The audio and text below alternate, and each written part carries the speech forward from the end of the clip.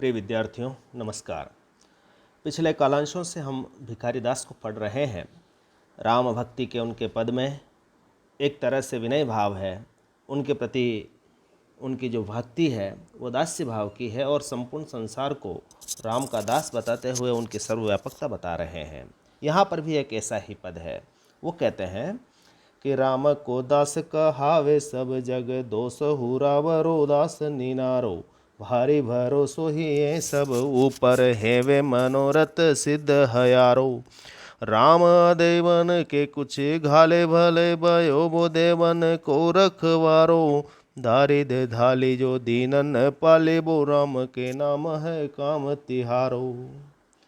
राम को दास कहावे सब जग, यानी हर व्यक्ति इस संसार का जो भी है वह राम का सेवक कहलाना पसंद करता है। कारण क्या है कि श्री राम सर्वव्यापक हैं और वो कल्याणकारी हैं, और कवि भी मानता है कि संपूर्ण जगत राम का सेवक है और उनका वह दास कहलाता है। राम को दास कहावे सब जग, दोष हुरावरो दास निनारो। लेकिन मैं ऐसा नहीं हूँ। मैं राम का सेवक कैसे बन सकता हूँ? क्योंकि मैं तो दोषपूर्ण हूँ, और इसका परिणाम यह है कि सेवक भाव के पद से भी मैं वंचित हो गया हूँ। यानी सेवक भाव के वंचित होकर मैं दास कैसे बन सकता हूँ? यानी मेरे में दासत्व के भी गुण नहीं है। भगवान की भक्ति करने का जो गुण होना चाहिए वह भी मेरे में नहीं है, क्योंकि मैं दोष युक्त हूँ। लेकिन मेरा भरोसा है किस पर? राम पर। इसके बावजूद भी वो क्या कर रहे हैं कि भारी भरोसो ही ये सब ऊपर वे है मनोरथ सिद्ध हयारो। संसार सारा आपका दास है, मैं नहीं हूँ, मैं दोषपूर्ण हूँ। लेकिन मुझे इसके बावजूद दूसरों की भांति अपने हृदय से आपने लगाया है और अपनी भक्ति का भरोसा दिया है, और परिणाम क्या हो गया है कि मेरा मनोरथ भी सिद्ध आपके माध्यम से होगा, ऐसा मेरा विश्वास आपके प्रति हो गया है। भारी भरोसा ही ये सब ऊपर, मेरे को आप पर पूरा भरोसा है, मेरे हृदय को आप पर पूरा भरोसा है कि हे वे मनोरथ सिद्ध है यारो। यानी मेरा मनोरथ एक दिन अवश्य सिद्ध होगा कि मैं आपकी सेवकाई कर पाऊंगा, मुझे आपका दास होने का गौरव मिलेगा, मैं आपकी भक्ति कर पाऊंगा। आगे वो क्या कहते हैं कि राम देवन के कुछ घाले भले, भयो भू देवन को रखवारो। यानी श्री राम जो है वो अदेव यानी देव विरोधी कार्य करने वाले राक्षसों का उच्छेदन करते हैं, उनको नाश करते हैं, उनको नष्ट करते हैं। जो संसार के कल्याण में बाधक हैं ऐसे तत्वों का वो नाश करते हैं।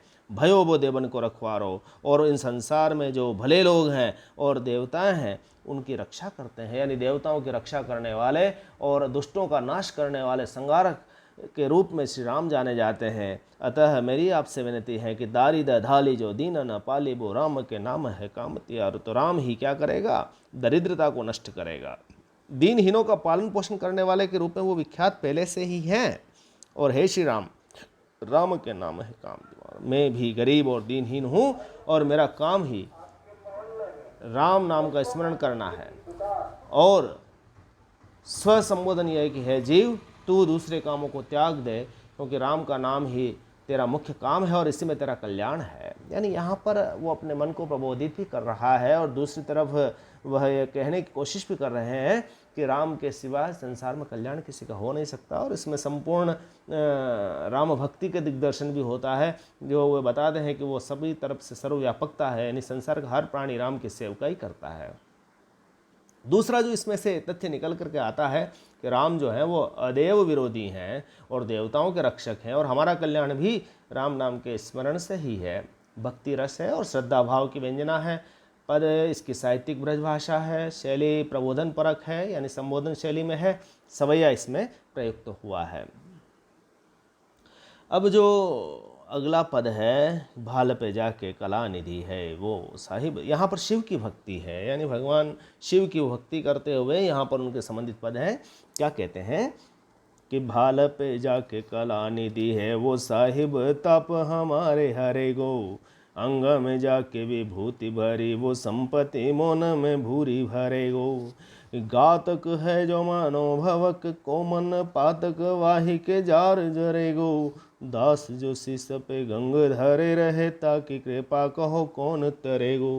भिखारी दास यहाँ पर भक्ति के पदों में भगवान शिव की भक्ति कर रहे हैं और कह रहे हैं कि वह चंद्रेश चंद्रधूड़ जटाधारी भगवान शिव हमारा कल्याण करेंगे और उनकी भक्ति के बिना संसार में कैसे उद्धार हो सकता है। तो क्या कहते हैं, उनकी महिमा का गान करते हैं और उनकी भक्ति को अपनाने का आग्रह करते हुए कहते हैं कि जिनके मस्तक पर भालप है, यानी जिनके मस्तक पर कला निधि है, यानी चंद्रमा है, यानी निधियों का स्वामी चंद्रमा सुशोभित है, वो साहिब ताप हमारे हरेगो, वही साहिब वही भगवान चंद्रधारी शिव हमारे सांसारिक कष्टों का हरण करेंगे। चंद्रमा यहाँ पर देखिए आप शीतलता का प्रतीक है, भगवान शिव के मस्तक पर वो विराजमान है।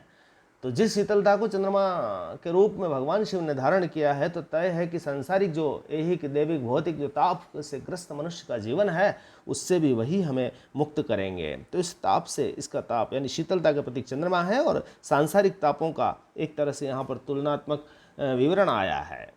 और अंग में जाके विभूति भरी, वो संपत्ति मोन में भूरी भरोगे। और देखिए कि जिनके अंग अंग पर विभूति लगी हुई है, यानी राख लगी हुई है।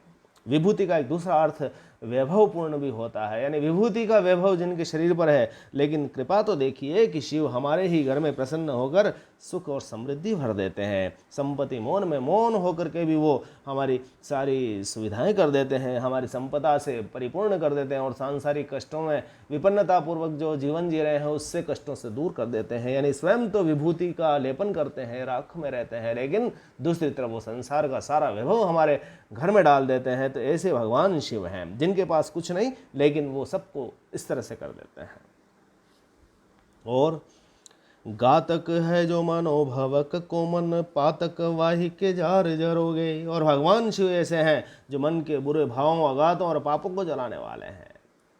क्या कर सकते हैं, घातक है जो मनोभवक को, यानी कामदेव को जलाने वाले हैं। शिव के तीसरे नेत्र से कामदेव जब भस्म हो गया था तो मन पातक वाहि के, लेकिन ये जो मन के जो हमारे ताप हैं, मन के जो पाप हैं, उन सबको ये वापस जलाते भी हैं। यानी जिस तरह से शिव ने तीसरे नेत्र के माध्यम से कामदेव को भस्मीभूत कर दिया था, ठीक उसी प्रकार से ये हमारे मन के अंदर जो पाप हैं उनका विनाश करने वाले शिव ही हैं। यानी शिव की एक तरफ तो वो विशेषता, दूसरी तरफ संसार के मनुष्य का कल्याण करने कार्यकारी विशेषता है। दास जो शीश पे गंग धरे रहे ताकि कृपा कहो कौन, जिनके सिर पर ही गंगा है तो उसकी कृपा से कौन नहीं तरेगा, इस संसार से कौन पार नहीं होगा। भिखारी दास क्या कह रहे हैं कि शीश पर अपनी जटाओं में जिसने गंगा को धारण किया, तो भगवान शिव की कृपा के बिना किसी का भी कल्याण मोक्ष और उद्धार होना असंभव है। अतः सभी जीवों भगवान शिव की पूजा अर्चना करो, उनकी भक्ति को हृदय में धारण करो, इसी पर तुम्हारी कृपा होगी, तुम्हारा कल्याण होगा। इस सारे पद को देखिए, आप पूरे पद को देखिए तो भगवान शिव में अटूट आस्था और भक्ति भावना प्रकट हुई है। और जो शिव की उपमा दी है, उन्हें क्या कहा, कलानिधि कहा, विभूतिधारी कहा, गंगाधारी कहा, सृष्टि का कल्याणक कहा। यही उनके नाम की सार्थकता को भी दर्शाता है कि किस तरह से वो कल्याण भी करते हैं। साहित्यिक ब्रजभाषा और भाषा में लाक्षणिकता है, यमक अलंकार है, यमक नहीं श्लेष अलंकार है, भक्ति रस है और इसमें श्रद्धा भाव प्रकट हो रहा है, माधुर्य गुण की व्यंजना है, शैली उपदेशात्मक है, छंद सवैया है। अगला पद जो है और अंतिम पद है जो भिखारी दास का आपके इस पाठ्यक्रम में संकलन है इसका, कि वो कहते हैं कि फूलो फिरे ब्रह्म जाल में जीव सु ख्याल की ख्याल में फूलो फिरे, भूत जू पाँच लगे मजबूत सुहास अभूत को नाच नचे है। कान में आन रे दास कही को नहीं तो तू ही मन में पछिते है। काम के तेज निकाम तय बिनु राम जपे विश्राम न पै है। जीव को संबोधन है और राम की भक्ति ही उसमें मुख्य है, उस भाव में संदेश है। राम की भक्ति और नाम का स्मरण और जीव का सांसारिक विषय वासनाओं में तल्लीन रहना, ये सांसारिक यथार्थ है और इससे परे कोई नहीं है। यानी जीव का काम स्वभाव है कि वह सांसारिक विषय वस्तुओं में डूबता है, लेकिन उसकी कल्याण का मार्ग भी यही है कि राम के नाम का स्मरण। तो राम के नाम के जप से ही मुक्ति संभव है। और यहाँ पर उपदेश दे रहा है कवि, क्या कह रहा है कि भूलो फ्रीवे भ्रम जाल में जीव सुखाल की खाल में। ये जीव जो है ना, सांसारिक विषय वासनाओं में डूबी जीवात्मा के रूप में है और ये भ्रमजाल में फूला हुआ है, भ्रमित है, जिससे तू संसार में भटक गया है। जीव तो संसार में भूल गया है कि तुझे जाना किधर है। तू हमेशा सुंदर ख्यालों और शरीर की सुंदर रचना में फूला फिरा रहा है। सुख्याल यानी सुंदर सुंदर सपने देखता है और अपनी खाल पर तो फूलाता फिलता है, यानी अपने शारीरिक सौंदर्य पर, दैहिक सौंदर्य पर तो गर्व करता, अभिमान करता है। फूलियो फिरे यानी खाल में फूलियो फिरे यानी अभिमानी हो गया है और भ्रम में तो भटकता फिरता है। भूत जो 5 लगे मजबूत, और पंचभूत तेरे पीछे लगे हुए हैं। ये पंचभूत 5 महाभूतों से तेरे शरीर का निर्माण। ये पंच महाभूत क्या है? पृथ्वी है, हवा है, पानी है, अग्नि है, शून्य से जिससे तेरा शरीर का निर्माण हुआ है। पृथ्वी जल आकाश वायु अग्नि 5 भूतों से तेरा शरीर का निर्माण हुआ और इसी 5 भूतों के परिणाम स्वरूप 5 महाकायों का निर्माण हुआ, जिसमें शब्द रूप रस गंध स्पर्श, और इन्हीं 5 इंद्रियों से तो सांसारिक स्वाद को लेता है और ये संसार में तेरे को आकर्षण का केंद्र बनाते हैं और तेरे को संसार से मुक्त नहीं हो देते हैं। और तो सो सांच अभूत कुनाच नचे हैं, यही मनोभाव तुझे ईश्वर विरोधी कुनाच नचा रहे हैं, जो सत्य नहीं है। सो सांच अभूत कुनाच नचे, तुझे कुनाच नचा रहे हैं और तुझे मुक्त होने में बाधक बने हुए हैं, तेरी मुक्ति में बाधक बने हुए हैं। जिन पंच तत्वों से तेरा शरीर बना और ये 5 तत्वों के परिणाम स्वरूप इन 5 ज्ञानेंद्रियां जो आपको सांसारिक आकर्षणों के केंद्र में बांधी हुई है, इससे तेरे को संसार से मुक्ति में बाधा है। आगे वो क्या कहते हैं कि कान में आन रे दास कहीं को नहीं, तो तू ही मन में पछित है। काम के तेज निकाम तय, बिनु राम जपे विश्राम नहीं। अंतरात्मा में आकर कवि कहता है कि ये जीव तो अपने अंतरात्मा से सचेत हो जा, जागृत हो जा और राम नाम की भक्ति कर, नहीं तो अंतकाल के समय तेरे पास पश्चाताप के सिवा कुछ नहीं बचेगा। कान में आन रे दास कहीं को नहीं, तो तू मन में पछताएगा, तेरे को मैं कह रहा हूँ। और काम वासना के तेज प्रभाव के कारण तू निकम्मा मत बन। काम के तेज निकाम तय, तू निकम्मा मत बन। राम नाम से विस्मृत ना हो, बिनु राम जपे विश्राम न पाए। जब तक तेरे को राम की भक्ति नहीं मिल जाए, तुझे विश्राम नहीं लेना है। यानी अपने जीव को कल्याणकारी संबोधन करते हुए कवि स्वयं कह रहा है कि तुझे इस संसार के आकर्षण से दूर रहना है और भगवान की भक्ति करनी है। राम का जब तक तुम्हें भक्ति प्राप्त नहीं हो जाती, तब तक तुम्हें विश्राम भी नहीं लेना है। तो यहाँ इस पद में आपने देखा कि राम नाम के सामने विषय वासनाओं को त्यागना है और यही भक्ति का मूल आधार है। पंच जो महाभूतों का नाम आया है यहाँ पर, पृथ्वी है, अग्नि है, वायु है, पानी है और तेज है, इनसे हमारा शरीर का निर्माण होता है। लेकिन शून्य आत्मा है और आत्मोन्नति का हमें प्रयास करना चाहिए।